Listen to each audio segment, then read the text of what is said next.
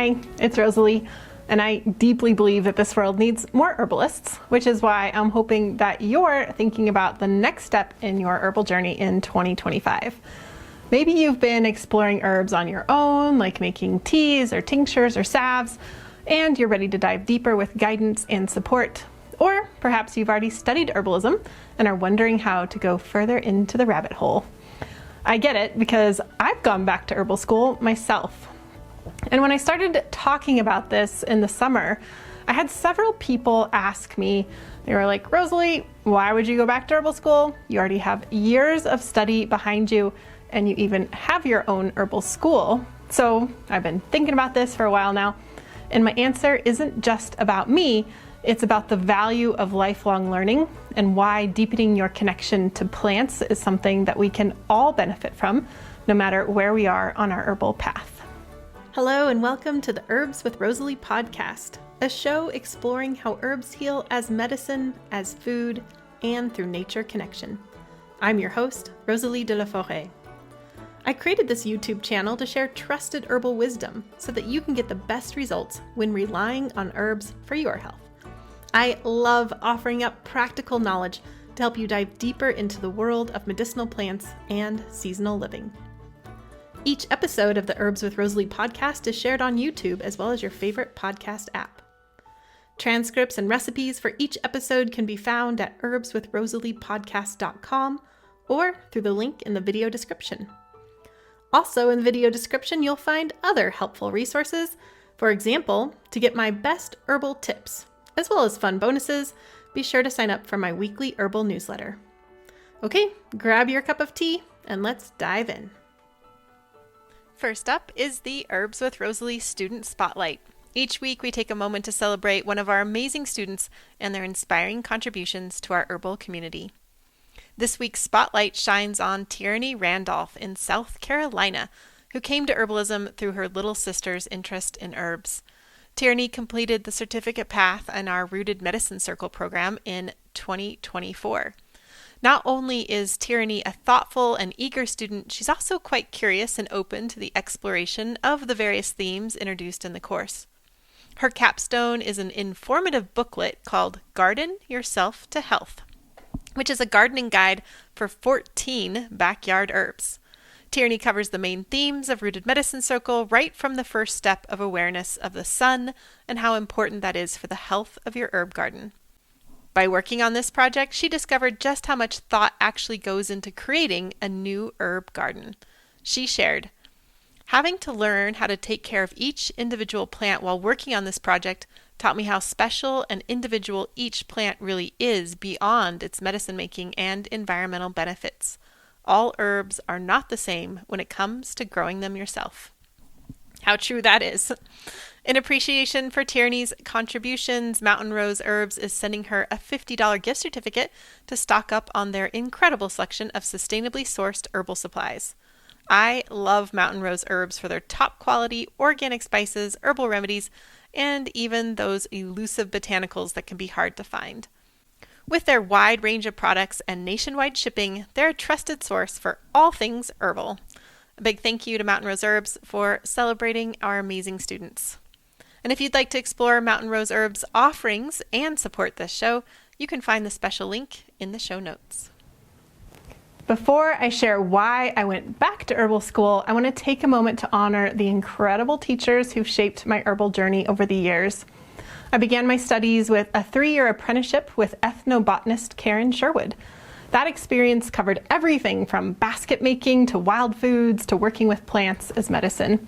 It was an in-field apprenticeship, meaning most of our time was spent outdoors, learning directly from the plants themselves. And I'm so grateful to have had this foundation so early on, because that core teaching, building relationships with the plants, has become a guiding principle throughout my own path.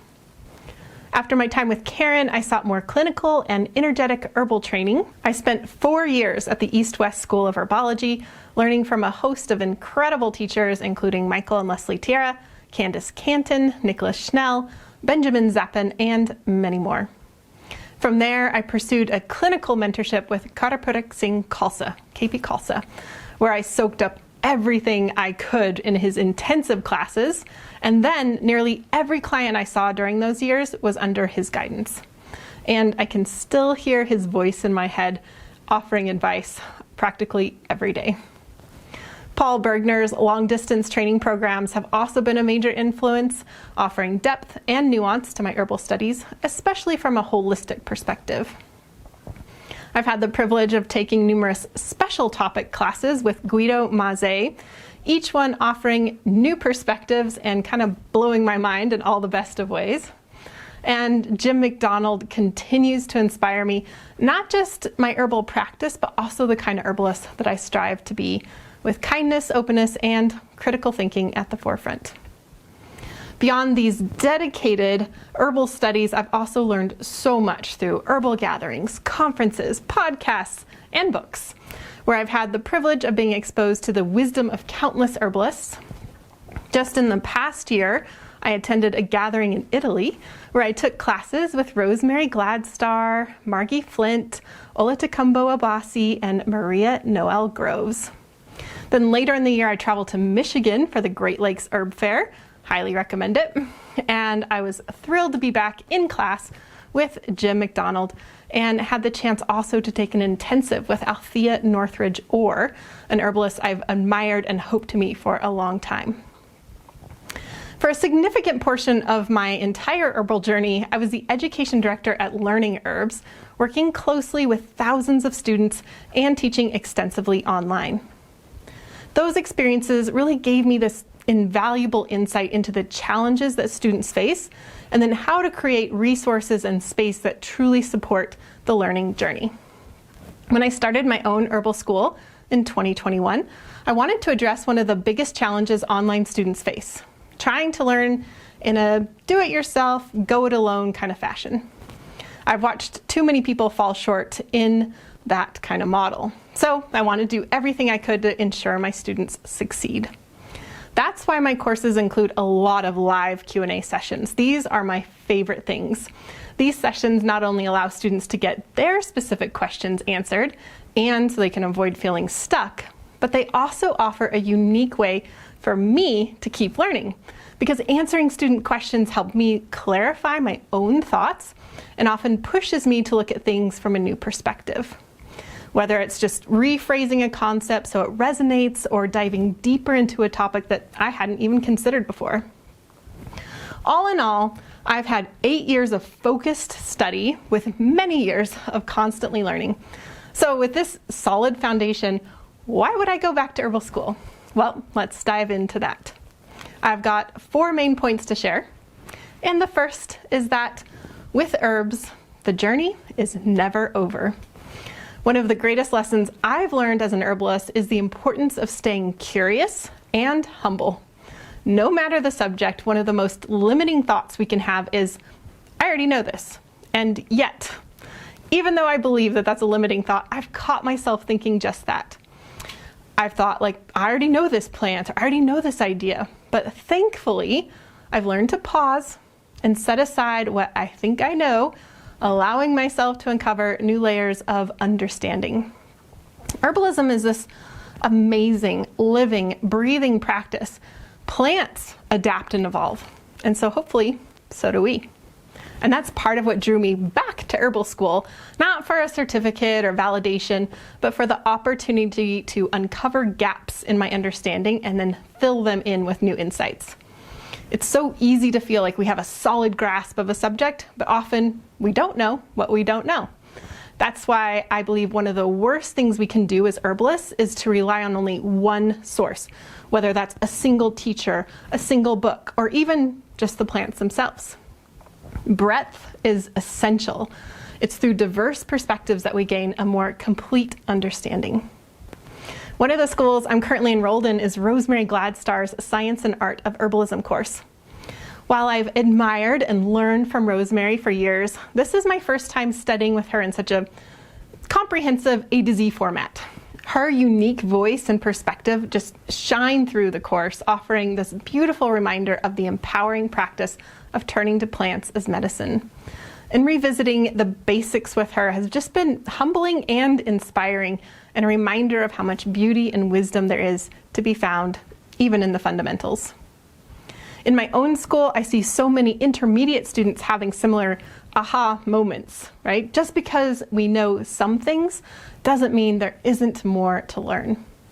I think the greatest herbalists are the ones who never stop learning, and that's a mindset I try to model for myself and encourage in others. And that's because we need a world filled with wonderful herbalists who are inspired to keep diving deeper into the incredible world of plants. Okay, point number 2 is that when we go back to herbal school, we see things with fresh eyes and new inspiration. Have you ever felt your excitement for herbs wane, even just a little? Sometimes that spark of inspiration can dim, even when we deeply love what we do. But imagine how it is to rediscover that awe, to see the natural world with fresh eyes, and remember why you fell in love with herbalism in the first place. That's what stepping back into the role of a student can do. It reignites the fire and opens up new possibilities for learning and connection. Returning to herbal school reminded me why I fell in love with herbalism in the first place. Not just for facts or formulas, but for the deeper connection with the plants. For example, I'm also currently enrolled in David Winston's Center for Herbal Studies. It's a 2-year program with 4 hours of weekly classes, plus there's homework and quizzes and projects. It's definitely a commitment. I took a lot of time deciding if I was really up for it, but I'm so glad I jumped in. Studying with David has been a dream. He's full of wisdom from his many years of clinical experience, and I really appreciate his holistic focus and also his deep connection to the plants. These past few months, I've been reminded of what I do know and inspired to dive deeper into areas I hadn't considered before. That's the thing, you just never know what's going to spark something inside of you. Maybe it's a new perspective from a teacher, a story about how they've worked with a particular plant, or even a class discussion that just shifts how you see things. When you take an herbal course, you immerse yourself in so many new possibilities for healing. Healing for yourself, for your loved ones, or even your community. All right, point number 3 is about the simple joy of being a student. So I had this memory when I was younger. I had this old-fashioned student desk, and then I had access to all these student workbooks. My Aunt Rosemary was an elementary school teacher, and she would give me the extra ones. So one of my favorite games was pretending to be the teacher with my friends or even my dad, and they would play the role of the student, or we'd switch, right? And I'd get to be the student and they'd be the teacher. So thinking back on that, it's just no surprise that I've grown to love both teaching and learning. These 2 paths for me just feel like my life's calling, and they're truly intertwined in just everything that I do. And there's just something especially liberating about being a student. There's something so freeing about just letting go of the need to have the answers and just simply exploring new possibilities. Imagine having the space to ask questions, dive into new ideas, and just immerse yourself in the joy of learning. Being a student isn't just about gaining knowledge, it's about opening your mind to inspiration and discovery. And that's the magic of herbalism. It's a journey that never stops giving. All right, my last point is, why does this even matter? Well, I've been thinking about this. They say that as we age, our minds tend to become more rigid, relying on the same neural pathways over and over again. So I think about this as if we're walking through a forest and we're walking along the trail and we keep going along that same trail. And that trail becomes very well worn. And as it becomes well worn, it's harder to move off the trail. It's harder to imagine venturing into unexplored territory. And eventually that singular path is all that's available to us. But being in a learning environment is like forging new trails. It fosters growth on so many levels. And that's not just about memorizing new facts. It's about waking up our minds and cultivating flexibility and keeping our curiosity alive. And when it comes to herbalism, it's also about the connections we form outside of ourselves. And what does herbalism mean to you? Is it just about remedies, or is it also about something deeper? For me, herbalism is about relationships, connecting with the plants, the land, and our communities, and ourselves. Imagine how your herbal journey might deepen if you took the time to cultivate these connections in new ways. Here's an example of that. So this past December, I had this moment of just pure bliss. It was just this feeling where like the sum of my life seemed to just swell in my heart in the best possible way. But I'll back up a bit. So my husband and I are part of this community garden, and we grow all of our winter vegetables there, like potatoes and carrots and cabbage and corn and squash. And we do this alongside our lovely neighbors. And then among the rows of all these hardy crops, we always dedicate a big row to calendula. By July, those bright orange blooms start to burst, and we gather them one by one, filling up baskets with the season's vibrant, colorful abundance. At home, I dry the flowers and then transform them into this rich golden calendula oil, which is the perfect foundation for potent homemade herbal medicine. In early December, my neighbors join me here in the kitchen, and together we turn that oil into this luxurious face creams, lip balms, and salves. And we made these as thoughtful gifts to share with loved ones this season. This is our 3rd year doing this, and I'm just so grateful that it's become our tradition. It's just so beautiful because there's something really deeply fulfilling about tending something from seed to flower to medicine. And so as we mixed and poured, and we were surrounded by our, friendship, and Tori's latest album was playing, my heart just felt so full. And it was just one of those magical moments that reminded me how beautiful life can be when we're connected to nature, to our community, and to the medicine that we create with our own hands. And this is why I believe the world needs more herbalists. Because herbalism isn't just about remedies, it's about relationships. It's about connection to the plants, to the land, and to the people around us, and to ourselves. One of my students shared something with me that gave me the chills when I heard it. They said it wasn't until they started making remedies with plants that they truly began to wake up to the beauty of the world around them. Sure, ginger helped with their nausea, but what truly healed her was the awareness and connection she gained through directly working with the plants themselves. And this is the magic of herbalism. It reconnects us to the natural world in a time where disconnection has just become the norm. The more of us who see medicine in a field of dandelions, the less likely we are to pour poisons on it. And the more of us who feel deeply connected to the land, the more that we'll protect it.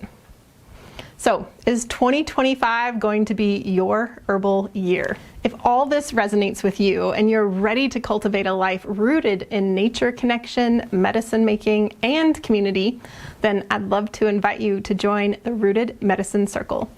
This is our online course where we dive deep into herbal medicine making, strengthening our relationships with plants, and connect with a community of like-minded herbal enthusiasts.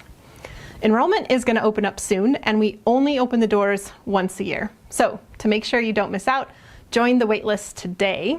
And as part of the waitlist, you'll get a sneak peek of our mini course and be the first to know when we open.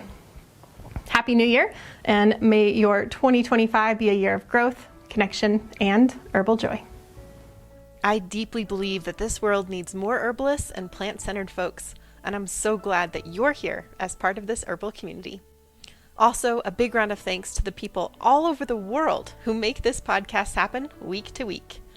Emily Thomas Anderson is the project manager who oversees the entire podcast operation, from guest outreach to writing show notes and on and on. I often tell people, I just show up.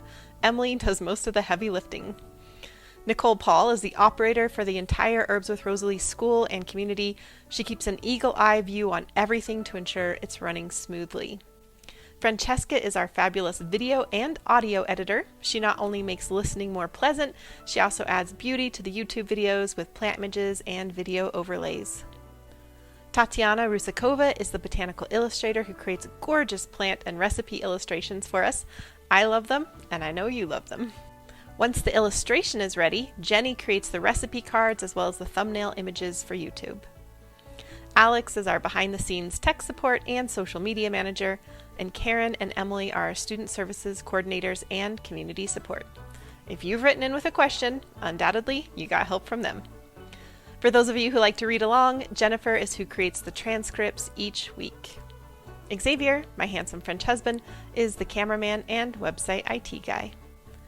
It takes an herbal village to make it all happen, including you. Thank you so much for your support through your comments, reviews, and ratings.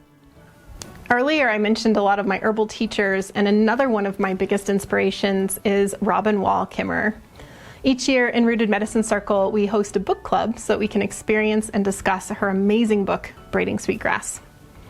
For this herbal tidbit, I'd like to share 3 of my favorite quotes from Braiding Sweetgrass. They're 3 separate quotes, but they kind of blend together. She writes, "I wonder if much that ails our society stems from the fact that we have allowed ourselves to be cut off from that love of and from the land. It is medicine for broken land and empty hearts." I sat once in a graduate writing workshop on relationships to the land. The students all demonstrated a deep respect and affection for nature. They said that nature was the place where they experienced the greatest sense of belonging and well-being. They professed, without reservation, that they loved the earth. And then I asked them, "Do you think that the earth loves you back?" No one was willing to answer. It was as if I had brought a 2-headed porcupine into the classroom. Unexpected, prickly. They backed slowly away. Here was a room full of writers, passionately wallowing in unrequited love of nature. Knowing that you love the earth changes you, activates you to defend and protect and celebrate. But when you feel that the earth loves you in return, that feeling transforms the relationship from a one-way street into a sacred bond. For me, herbalism is a beautiful way to forge that 2-way bond. How can you not fall in love with plants and feel them love you back when you rely on them for your everyday medicines?